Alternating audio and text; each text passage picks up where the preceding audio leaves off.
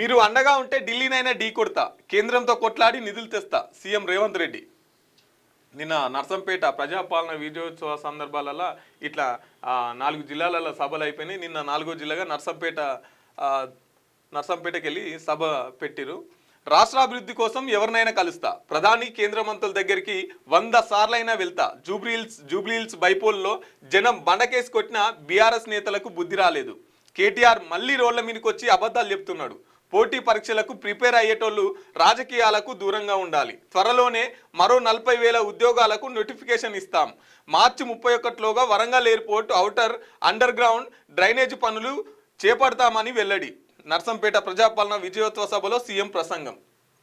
ఇప్పుడు నిన్న నర్సంపేటకి వెళ్ళి సీఎం రేవంత్ రెడ్డి గారు మాట్లాడుతున్నారు.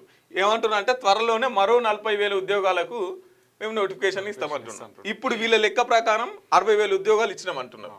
60,000 ఉద్యోగాలలో సరే పాత ప్రభుత్వం ఉన్నప్పుడు ఏం నోటిఫికేషన్లు ఇచ్చి వీళ్ళు ఏం దానికి పత్రాలు ఇచ్చిరు అన్నది లెక్క పెడితే మరి ఇప్పటిదాకా ఆపుతున్నాడు ఎవడు?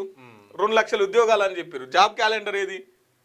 కనీసం విద్యాశాఖ మంత్రి లేరు కదా తెలంగాణ రాష్ట్రంలో.